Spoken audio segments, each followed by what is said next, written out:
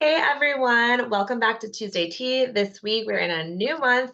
June is already here. It's crazy the year's half over. But today I have a really incredible dear friend and former colleague, Katie, who is on today to talk to us all about this topic of mind body connection, and specifically from her specialty as a therapist and some very specific techniques and tools that she uses where the body can actually really help to heal the mind in a really straightforward but profound way. So, Katie is an LCSW. She has over 17 years of experience working with youth in medical social work, inpatient, outpatient, all the things. She's done it all. She and I actually met working with postpartum moms on a platform that we collaborated over, and she just does beautiful work with her clients and patients. She also is a mom and a dog mom. And she describes herself as a lifelong learner, as she is constantly learning new tools and new things, and is going to share some of those exciting insights with us today. So, welcome, Katie. Thanks for Thank being you. here. Thank you. Thanks for having me. So, we're this month we're talking all things mind body, and I know that some of the interventions that you use, like EMDR and a couple others, are really rooted in that connection. Not that therapy isn't, but a lot of times you don't use your body specifically or with any direction in like a general therapy session. So I would love to, just for my own refresh, and also all the folks listening who Mhm. might have any idea what EMDR is, just some like basic overview of what that therapy model looks like and kind of how you use that and how it connects the mind and body. Yeah, it's a great question to start us off. So EMDR stands for eye movement desensitization and reprocessing. It's a mouthful. And it's really a trauma therapy approach. It started being used with people with PTSD, but um, through a lot of evidence-based research, and definitely my own practice, I found that it's really helpful in a lot of other areas Mm. as well, like with anxiety disorders, depression, eating disorders, substance abuse.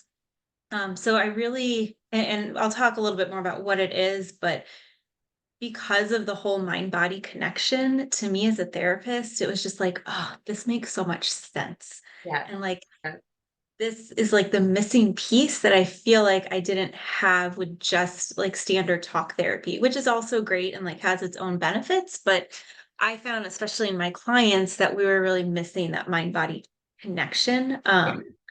So, when you think about trauma, and it can be like the big T trauma, like the accidents, abuse, natural disasters, but then also, you know, kind of some of the everyday stuff that happens that is just so overwhelming, we can't process it correctly. Mm. Um, and when that happens, there's a disconnect between like some of the sensory input that we're getting. So how we feel, how we think, what's going on around us, that Yeah. sensory input. There's a disconnect between how it connects to the other part of our brain, which is the language Mm. processing center. Okay. And so when that happens, we have an experience that's so big, we don't have the words to really make sense of it. And it can stay stuck in our body. Mm. Right. Hmm. An analogy that I like to use a lot is like if thinking about our brain as like a filing system. Hmm. And when we have an experience, our brain takes that information, it takes the sensory input, and we can put language to it. And then it identifies the correct file and it files it away. So, for example, if I asked you, what did you have for dinner Tuesday night? You could probably recall Hmm. a little bit, right? Like, oh, I think it was a good meal. I remember feeling good about it. You have the language to describe what you had, but your brain stored that way in a file. And it's kind of getting pushed to your long-term memory. Okay. But when you have trauma, it doesn't fit into that file. It's too big. And so therefore it stays stuck in our short-term working memory. And Mm. what EMDR does is it's a way in through this mind body connection to help us kind of reprocess this information, Mhm, and mhm. so it can go in the right file, so it can go into the long-term storage. Um, there's a saying in EMDR that through the reprocessing, we don't lose anything that we need, Yep. and we keep everything that is true. Right. I And like that. so one of the frameworks that we use, it's called adaptive information processing, and it's the fancy way of saying that we naturally want to gravitate towards healing, Yeah, right? Like we yeah, know, like in our physical bodies, if you get like a paper cut, your body naturally gravitates towards healing that again. And the right. same is true for our mental health too, right? That we naturally gravitate towards good mental health. But Mm, sometimes, again, there's these experiences that are just too big. mhm, Um, and so we call it AIP for short. What it says is that we have this kind of blocking belief, right? mhm, Sometimes a trauma causes a belief that is not helpful. It mhm, keeps us stuck. So like a really common one that that comes up a lot is I'm not good enough, mm. right? Yeah. Um, and so through reprocessing, through this use of bilateral stimulation, which I can touch on in just a second, we are helping link that sensory part of our brain with the language part of our brain Mm, and opening up these channels really so that our brain can link that adaptive, more helpful information. So okay. maybe through this reprocessing, we can start to bring in this other belief that we know that, well, actually, I am good enough, regardless of the Mhm, situation or what happened. mhm. And the process happens a lot of times spontaneously, and it's very cool to watch, especially as a therapist. Yeah. Um, and so I'm gonna pause for just a second and see that that's making sense, or questions or Yeah, so it sounds like our brains are set up to automatically weed out and store and sort through our day to day because if everything stayed in our short term processing, we would be too full. We couldn't like yeah, function, right? Or there's some stuff we don't need to remember, like what exact outfit we wore, what exact song was on, or like we need to yeah, like filter or memories, even whole memories from childhood. Sometimes people are like, I can't remember part of it. Not because anything bad happened, you're just we only have so much too space, so much. much gigabytes or RAM or whatever we call it these Exactly. days. But you're saying with trauma, it does not store like a normal memory, and Mm, it's stuck in the wrong place, in the wrong places. It's coming up at inappropriate times, and then we're attaching these beliefs or meanings that aren't necessarily true or helpful because it's mm, constantly kind of there, and we're constantly trying to like work with it and still live our lives while being disrupted with this intrusive memory, thought, belief, etc. Is that yeah, okay? exactly. A plus. Yeah, and again, going back to like the mind body piece, the trauma, it stays stuck in the felt sense part of our brain. That's why for a lot of people, you know, intellectually, we Mhm. get that it wasn't our fault. We get that we couldn't, we did the best we could, but it doesn't match how we feel. Right? Or we get we're actually safe right now, but I feel Yeah. like I'm back in danger or X, Y, or Z might be happening, even if I can Right. intellectually understand there is no fire here right now, or I'm not on that dark corner or whatever else. Exactly. Okay. Yeah. So EMDR is a therapy that really focuses on going from, we call it right brain to left brain. So right brain is more of the felt sense, the experience, and left brain. And I'm not a neuroscientist, so I know that this is not exactly split down the middle, but thinking to simplify it, Make it and easy. I think of our left brain, right, Yeah. as like the language center. So, oh, this is the language I can Okay. have to make it make sense of it. So we're really interested in what's happening in our body Mm, in this process. So EMDR uses bilateral stimulation. And so this is, when they started it, we used eye movements. And that's still probably the preferred way to do it. But this process of, as the person's recalling the trauma in their mind, they're tracking your fingers, they're going left and right with their eyes, they're Mm-hmm. crossing kind of that midline of their body. And that's, I think, what makes EMDR kind of unique, is the use of this. And Yeah. there's a couple ways that it helps. One is that while we're trying to go right to left, it's taxing the working memory.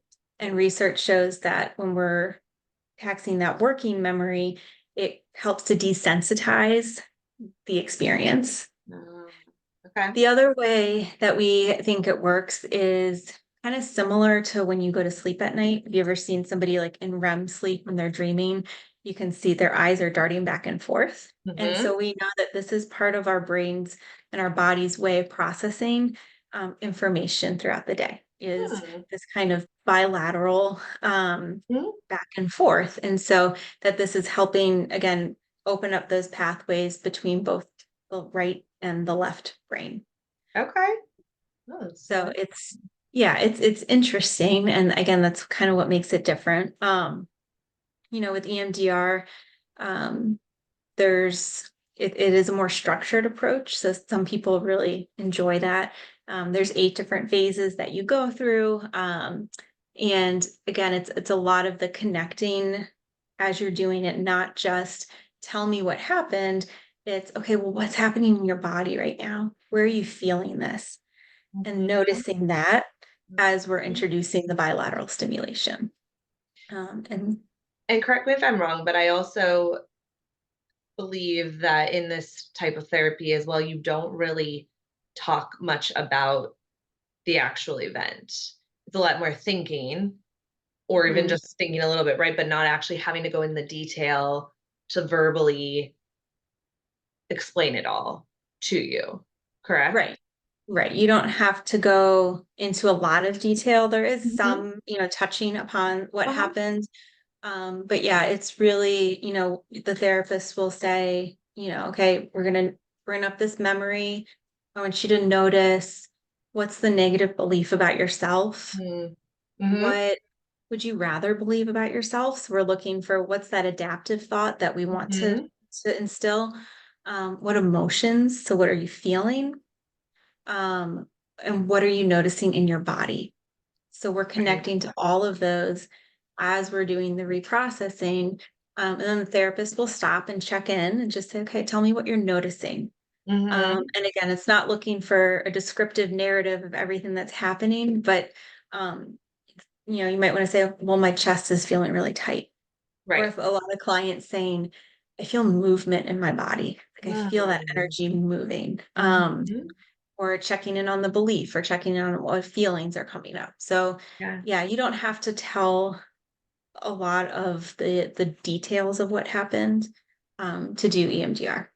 Which is why I think it's just so incredible and just even highlights that mind body connection even further, that you Mm-hmm. don't even have to go back and hash it all out to Mm-hmm. be able to heal it, right? Right. Like, yes, your brain will come up with some images or thoughts, but the fact that, like you said, it's in our bodies in this felt way, Mm-hmm. and that's what we're focusing on to heal and to have that to bridge that connection versus this Mm-hmm. narrative, which there's definitely a time and place for narratives. And I'm not saying it's not as how I was taught for a lot of the trauma work I did back in the day, like it has its moment, but it does it, like you said at the beginning, how this was that missing piece of like, Mm-hmm. wow, what a really beautiful and interesting and wild thing our bodies and brains can do, that I don't even have to tell you all about the thing again to still be able to really deeply heal and move on. Right. Um, to me, that's just wild because you would think, well, do you have to like talk about it? Do you have to get into it? And again, not Mm-hmm. because it's scary or you can't do it. It's just that isn't even on the checklist of things that have to happen because there's so many other connection points that I think Mm-hmm. for so long we weren't as aware of or we didn't realize because we don't know that we give enough credit to how integrated we are. And we think of Yes. things so separately sometimes to our detriment. Um, because there are these beautiful pathways that already exist if we know Mhm. and have been taught how to tap into them and use them to their capacity, so to speak. Right. Yeah. And that's, a quick story I'll share too about a client that I worked with, um, had this really core belief that Mm, she was defective. mm, Just really felt like she was just born into the world, just not right. There's something wrong with her. And that really tainted all of her relationships. It tainted her ability to cope with stress. It affected her at work, like just all these different ways. Um, and kind of going back through her history, anecdotally, she knew that there had been a lot of birth trauma with her mom, and she had a lot of complications after that. And so we were actually able to go back and target like that experience for her as an infant. Even though she doesn't have obviously like this explicit memory, but right. while we were talking about it, she had a lot of the physical sensations in her body. And so we just kind of noticed that.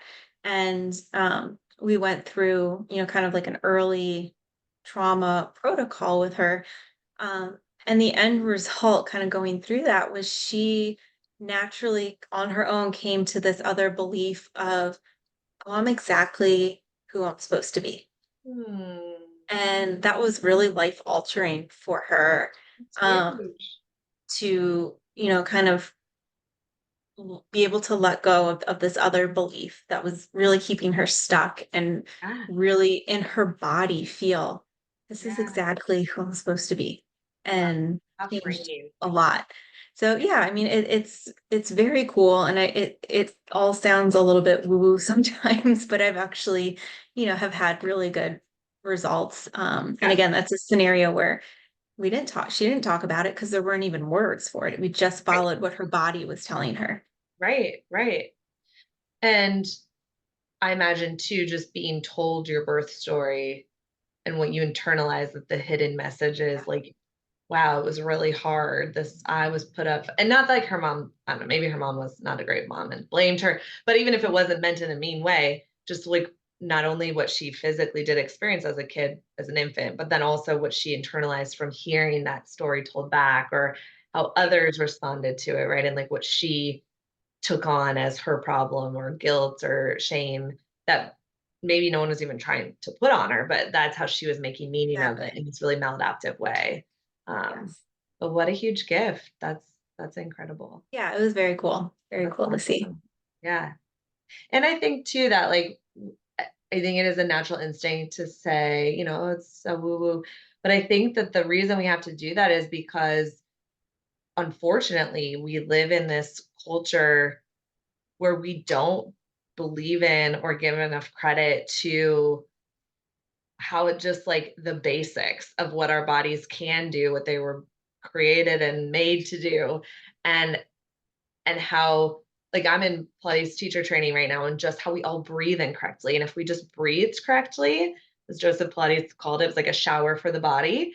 We could have six packs that we could see, and we would not feel as have all these ailments if we just all like breathed properly, right? Or like Mhm. our posture, just stuff that Mhm. like, oh, breathing, not so woo woo, but it's what? But Yeah. like but it's so basic, but we're like, "No, surely there's a pill for it, or there's an app for it, or there's a something else for it." When sometimes it is just that simple, and yet to us, that's like, well, that's out there if you believe, like, that'll fix it, and I think that's the myth I'm trying to get away from, and I feel myself too having that resistance sometimes where I'm like, "Oh, I don't know about that," right? But it just shows what we're being taught or how we've been led to think about certain things and why we have such a stigma around stuff that's just like natural, right? There's nothing extra you're Yeah. adding in here. This is just the body working. You're not Mhm. like adding in a foreign object to help. But we're more okay with that than just like how the body works, if that makes sense. Totally. And I think that just kind of culturally too, we have had a lot of people have had experiences of being invalidated in what their body is Mhm. feeling and being Mhm. told that, you're overreacting, you need to calm Yeah. down, or, you're fine. What's the problem? And so this Yep. message that then creates this questioning in us of, well, Yeah. if my body's telling me this, but everybody else is saying I'm wrong, there must be something wrong with my body. And we start to disconnect from Yes. what's actually probably the most wise thing about us is our body. Right. Right. No, that's such a good point. And it's so true. I mean, there's so many times I've been like, wow, I'm so glad I listened to my gut, but it's so farther and fewer between than the Mhm. times I'm like, ah, I should have listened. Like Mhm.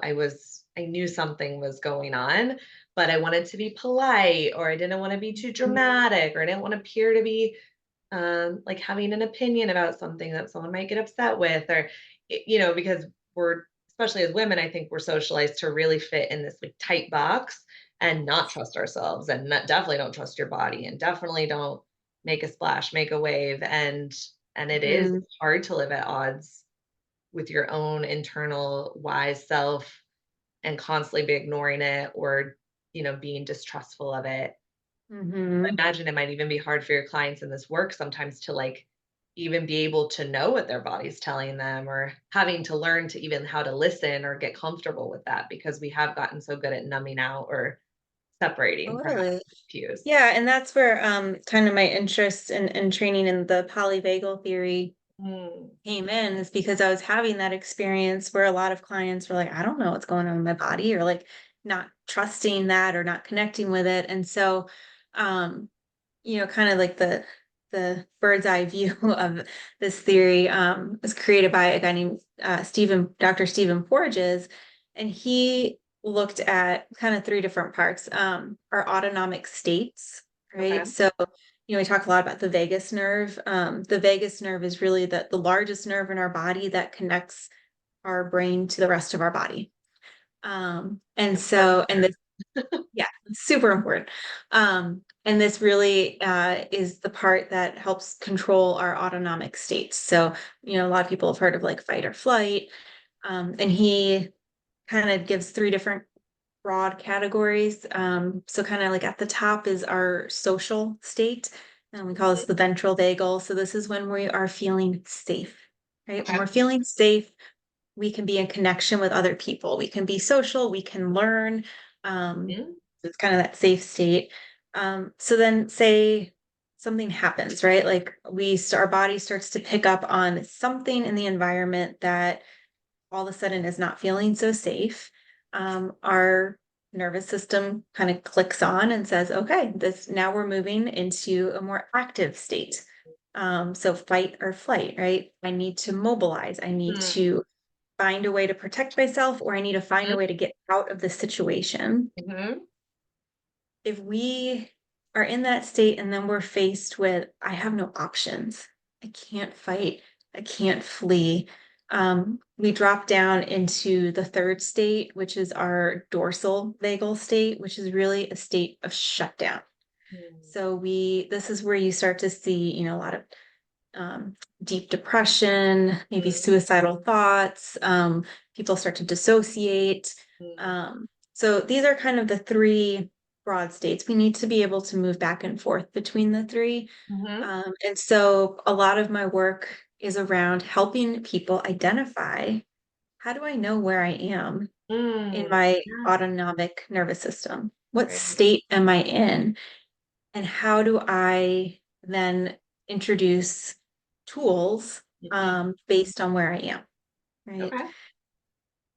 Kind of similar if somebody is really, really anxious Mhm, and we tell them, well, just like, calm down, like here, just, mhm, do these stretches. Like it might help eventually, but in the moment, your body is in like activation mode. So right. maybe it'd be more helpful to know, okay, I need to match that energy. I'm going to go take a walk. I'm going to Mm, move my body. And mhm, that speaks better to what my nervous system is asking for right now. So, similarly, if you're in a total shutdown mode and I say, oh gosh, you're really depressed, maybe you should go out for a jog. Somebody's going to look at me like, yeah, you're crazy. Maybe it's, well, let's put on some music. mm, Maybe that will help kind of again match that energy, and then we can start to kind of to move through it. yeah, But when we have tools that match where we are, they're more effective. Oh, that's huge. And that makes sense. I think I always say like one size doesn't fit all, and you need Mm, lots of tools in your toolbox for different emotions and states and symptoms and things that come up, right? Just taking a deep breath when you're mm, having a bunch of racing thoughts, like those don't speak the mhm. same language. So you Right. need something that will touch to thoughts. And if it is like in your body, maybe a breath will work or moving your body. Or if you're like that shutdown phase, like you said, that person's like, "Dude, I haven't even got off the couch in 5 days. There's no way I'm going Exactly. for a jog." Like, are you kidding me? Right? Like, so I I think it is, and there's no shame in that. It's really meeting ourselves where we're at. And I think that goes back to that idea of we've lost connection to what is happening and what do we need, but then also honoring and respecting it and not judging it Mhm. because it isn't necessarily right or wrong or good or bad. It just is information. And with Right. that information, I don't have to stay in that state if that isn't serving me or that doesn't feel good to be there long term. Mhm. But I need to just meet myself where I'm at. Because if I'm Mhm. catastrophizing it, that doesn't help me. If I'm downplaying it, sugarcoating it, well, that isn't going to set me up for success either. So where can we Mhm. find that like non-judgmental acceptance or that curiosity brain of just information, just tuning in to then make Mhm. these more thoughtful decisions to Right. move us towards a better place, a more helpful place, a healing place, whatever it might be. Um, Yes. The just other really interesting thing too for, you know, I think for any human really, but the idea of co-regulation, right? mm, So when somebody is dysregulated, co-regulation is the experience of either like receiving or sending signals of safety between two nervous systems. hmm, And it's really beautiful, I think, when you think about how our bodies communicate to each yeah, other too. yeah, So, you think about, I always like to use kids as an example because they have no they're shame, right, all in what over the they're place. doing. Yes, So, yes, but you have, a baby who is crying and upset, and the mother who is calm and yeah, is just holding that baby yeah, and just being present with that baby while they're upset. And it's that mother's her own regulation that is then speaking to her child and helping her child regulate their own body. yeah, yeah. The mother also fell apart and started crying and screaming, That's gonna amp up which that baby. no shame, like we've all been Right, there, but right. but also like that doesn't help the situation, No, right? right. Or like if have bump into an angry person in the grocery store and they're yelling and ranting and raving, if somebody's yelling and ranting and raving back, now you have two Yes. dysregulated, right? Mhm. Um, so we can use each other Mm. to help co-regulate our systems, which again, just how beautiful is that we can be That connected in that way. energy and exactly. Mhm. Or I'm even looking at my cat right now, and I know that Yeah. cats are sometimes used with, folks with, like, higher blood pressure or, Mhm. like, more elderly people because they can also regulate to that person's, like, heart rate or just their purring as a natural, like, helps with anxiety and regulation. So just using them and what's already happening in a cat's body naturally, how an animal can even sync up and dogs, can offer comfort, pets in general, but I know that about cats. It's just so fascinating that they can kind of I mean, they're smart, but they're not like that's like they don't know they're doing it, right? Just that it happens. And I think that's such a cool example as well of even across pets to humans that Yeah. they can provide that feedback and how our nervous systems do interact and respond to Mhm. one another. So Yeah. so Yeah, fascinating. that's a great example of how, yeah, I love the animal therapy too. I think that's Yeah. really fascinating.